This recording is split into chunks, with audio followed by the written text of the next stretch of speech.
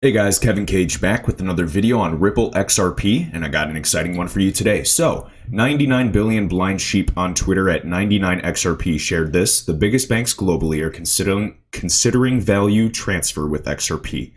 And this video was originally shared by Jack the Rippler on Twitter. And 2018 Blockchain Venture Summit, and I'm not sure how to pronounce this gentleman's name, but I believe it's Dilip Rao. And in the next phase, banks have an option to use XRP. If you don't have connectivity, you can't even start. I can't hold 100 currencies in 100 countries with, pre-funded accounts. Well, guess what? You have XRP. And basically what this gentleman goes over, and I highly recommend you check this out, is right now with XRP, you can instantly settle all transfers, both large and small, and there's no need to hold balances. The banks won't have to have pre-funded accounts all over the globe, because that is very, very timely. There's a lot of expenses, and the capital is just tied up with that. And now the ultimate end goal is to get rid of those Nostro and Vostro accounts, so the banks do not have to have these huge funded accounts globally. But he emphasizes that there's a need for connectivity first between the banks. So we need the banks to be connected, let them build services first between all of this.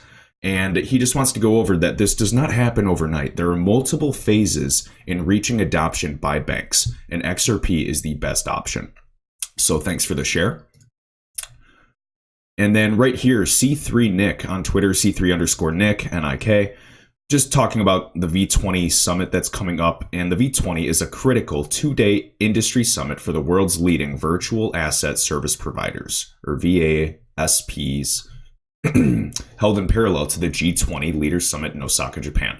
And as you can see, you see some big players here, SBI Group, Deloitte, and of course, in the financial department of Deloitte, they praise Ripple. They talk highly of XRP as well. We got Huobi, just some recognizable names, of course, Kraken as well, the Korea Blockchain Association, a lot of partners in Asia. All right. And now this is a great thread, probably one of my most favorite threads that I've seen today, shared by King Solomon at XRP_Owl. Why can't I speak today? Watch my left hand while I move my right. You underestimate the sneakiness, sir. Kyriba and Swift GPI. Interesting that last year, Kyriba onboarding Ripple as an enterprise client last year, and now Kyriba is set to be acquired for $1.2 billion. And so we'll go to this link, but just to give you an introduction with Kyriba. So they're a global leader in cloud treasury and finance solutions, and they basically just announced that they're now live with the Swift GPI. And again, in our eyes for Ripple and XRP, we believe that's a competitor. And as you can see here, Kyriba delivers superior payment options and bank connectivity for more than 2,000 clients worldwide.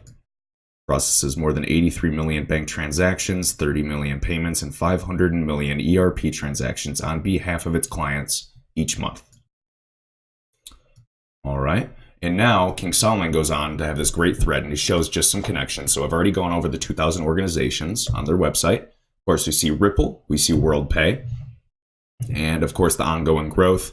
At the bottom here, you can see Kyriba surpassed $110 million in revenue in 2018, significant milestone for software as a service technology companies, anticipating 40% growth, 229 new enterprise clients, and one of those, of course, is including Ripple. We got Peloton, we got Palo Alto, all these big guys.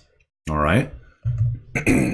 So $1.2 billion deal in Kyriba.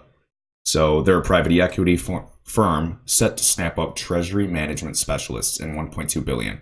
If you watch some information on Kyriba, it sounds almost like Ripple if you see what they're aiming to do in terms of visibility and just TMS, more so like treasury management systems. So pretty interesting. But again, I am not saying they're utilizing XRP yet, but what I'm saying is the connections are being built, just as the gentleman in that video clip is emphasizing. So Kyriba and Ripple, the next generation of treasury tech. So choice banks that only offered Swift connectivity may offer APIs. And hopefully you saw my previous video that I uploaded right before this one, and I emphasize in XRP Neo talks about even if Swift decides to use XRP, that'll be good for them, and they can actually at least compete with Ripple, the private company, as well. So right here, the APIs and what it means for Treasury. We see Ripple down below. Payment platforms will become multi-channel platforms, multiple payment options offered through Treasury management systems or bank portals. And of course, the non-bank. We see Ripple down below. Why do we care? For the bank connectivity, move to API will eventually real-time bank reporting. And remember what I was saying in the beginning of the video, instantly settle all transfers except our XRP, so you can use all currencies at one time.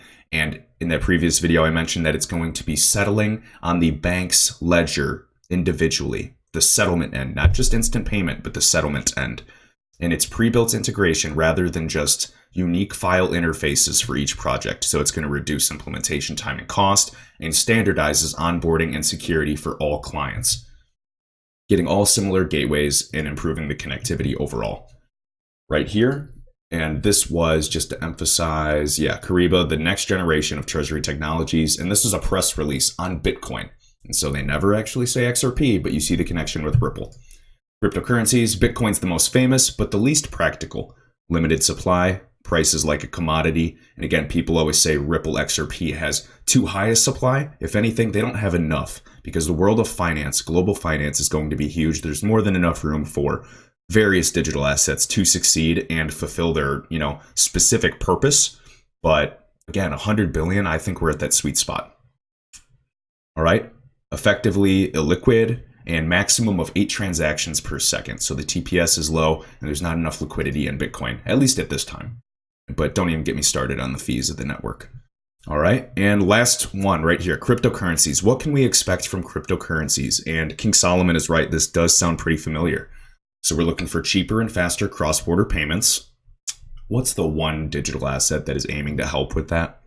XRP, driven by non-bank blockchain distributed ledgers, DLT, and payment providers use their own cryptocurrencies to facilitate currency conversion. And of course, Ripple's working on partnering with all kinds of FIs as well. The payment providers, we can go around the banks entirely, and maybe when regulations come around, then the banks can decide to custody XRP as well and replace some of their huge Nostro and Vostro accounts around the globe. And easier transfer of value in and underbanked populations such as Kenya. And I know Cardano also is targeting Africa and a lot of those emerging markets as well. But again, there's going to be different use cases. And funny enough, a lot of the populations that don't even have bank accounts still all have mobile phones. So mobile banking will be massive as well. And that's just another trend to keep an eye out for. But again, guys, check out this link. Hope you enjoyed, and approaching 10K, so be sure to subscribe, share the video around, and hit that like button. It really does help the channel grow, and I appreciate it. Let me know your thoughts down below, and until next time.